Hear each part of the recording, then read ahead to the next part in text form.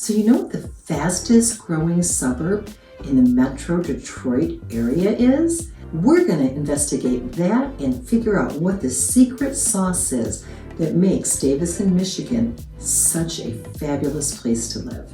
And hey there, my name is Luane and I'm with the Glover Agency in Fenton, Michigan. And yes, I make videos about all things real estate in the mid-Michigan area. And if you're into that kind of crazy stuff, then be sure to hit like, subscribe, and give us a share to somebody that you think might find value in this video. But today we are going to figure out what is the secret sauce that makes Davison one of the fastest growing areas adjacent to the Metro Detroit area.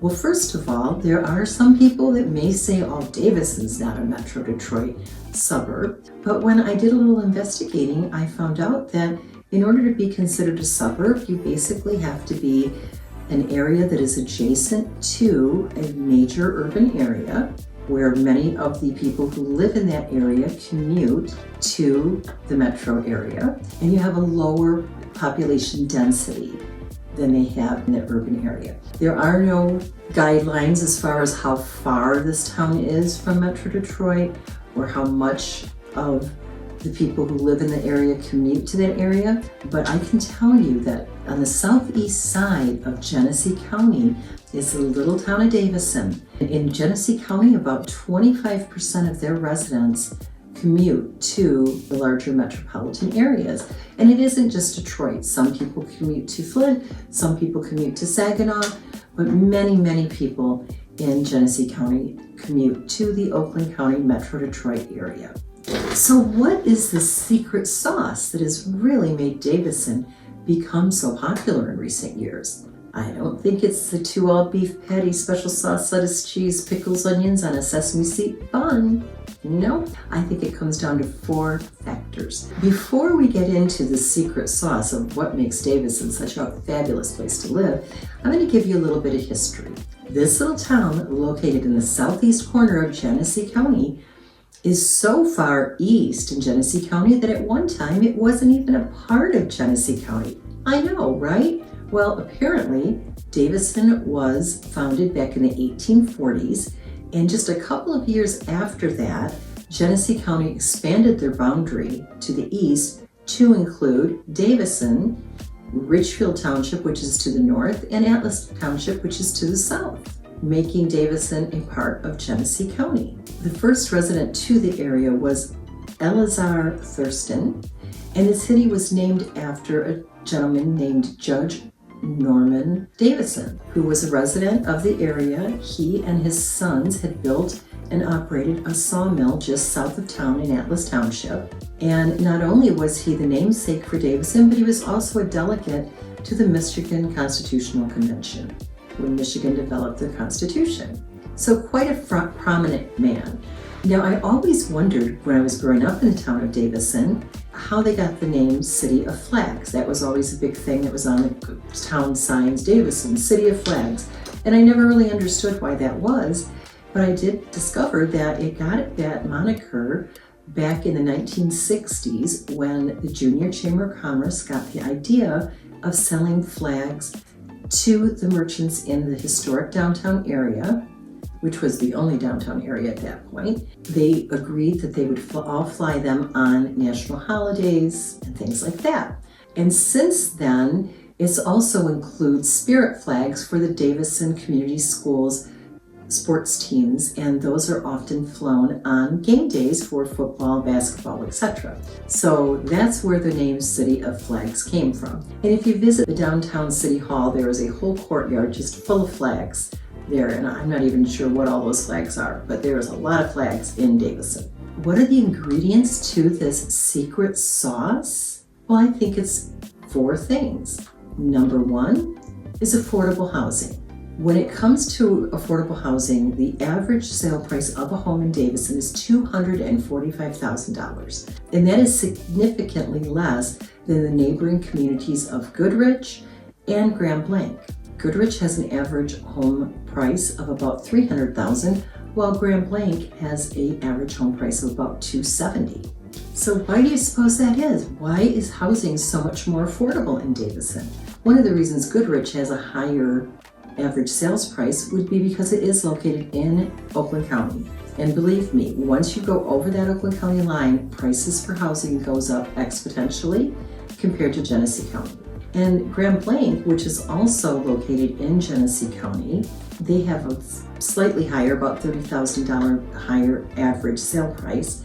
The only thing I can really come up with for why that is so is perhaps proximity to the hospital and the expressways in Grand Blanc is much easier than it is in Davison. Another thing that makes housing so affordable in Davison is a rural development program.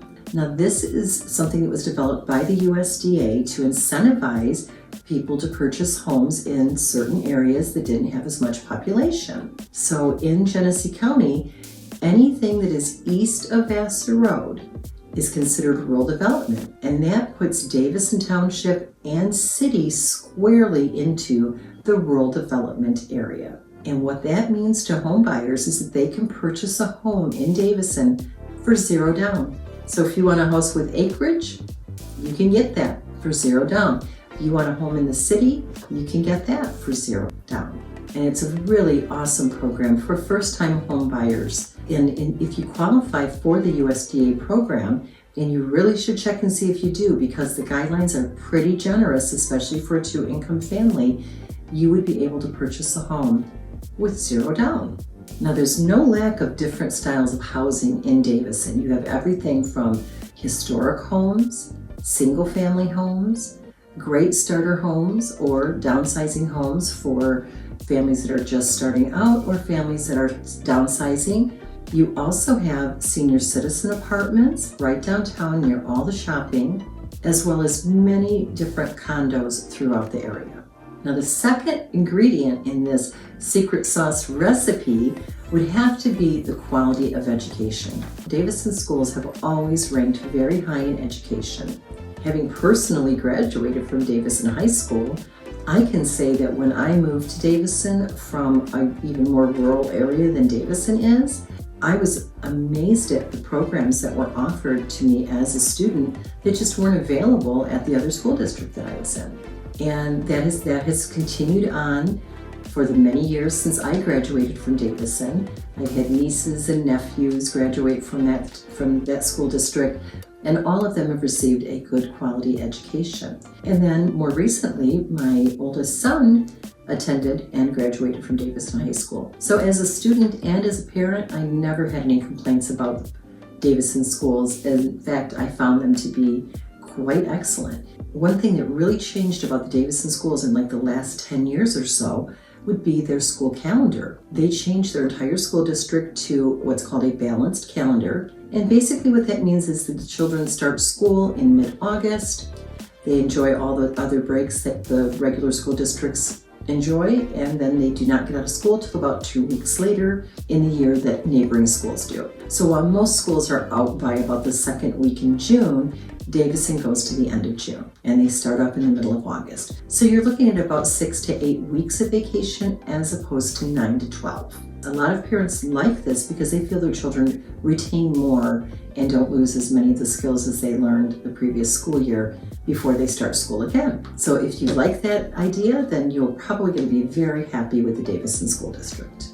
The next secret ingredient in this recipe for Davison secret sauce would probably be the business development. When I lived in Davison, the areas that were mostly growing were the M15 corridor, which goes straight through the middle of Davison, as well as the historic downtown area. Back then, many buildings started to become empty, and Davison Development Authority started to attract more and more businesses to the area. And now the main street is loaded with different restaurants and eateries, retail establishments. And it's really kind of a nice location to go, as you can walk up and down the street and there's 4 or 5 restaurants right there. Even the Davison Hotel got a makeover, and it's a great place to catch a game on a Sunday afternoon or whenever the Lions are playing. But in more recent years, Davison has started to develop along the Irish Road corridor. Now that is just a little to the west of the downtown area, And another big thoroughfare is Irish Road. If you live in Davison, you either take 15 or Irish Road to go just about everywhere. And now major retailers like Menards and Myers have established residents out there, as well as several different restaurants and retail establishments, including the Davison Farmer Market, which is the only permanent farmers market aside from the one in downtown Flint in this area. So on Tuesdays and Thursdays and Saturdays, even during the winter months, you can visit the market and get fresh meat and seasonal vegetables, as well as greenery for Christmas, etc. Now in the summer months, that inside area also expands to include many outside vendors where they bring their vegetables from surrounding farms to sell. So the very first item in the secret sauce was affordable housing. The second item in the secret sauce was the quality education, and the third was business development. So that leaves community involvement. And those are some of the things that many people look for when they're looking for a home.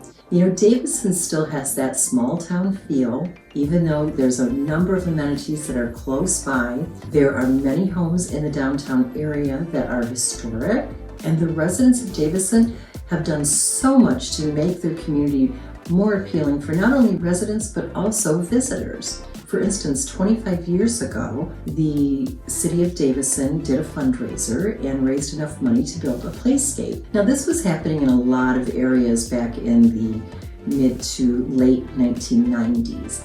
And Davison decided to build this playscape in the Abernathy Regional Park, which honestly was just kind of almost a little roadside park for most of its existence when I was growing up. They had a monkey bar and a swing set and a couple of tennis courts, and way in the back they had some ball diamonds where people played softball. But in general, it was just a lot of space that wasn't being used. Well, after they built the playscape, that really kind of kicked off the growth of the regional park. And now the regional park includes paved walking trails, a sledding hill, soccer field, baseball diamonds. They even built a man-made lake and beach called Lake Callis, complete with changing rooms and bathrooms. And way at the back and across Tail Road, they have a dog park. There's no lack of things to do at the Davison Regional Park. If your kids are there for a soccer game, your other kids can enjoy themselves riding their bikes, playing in the playscape, or walking the dog.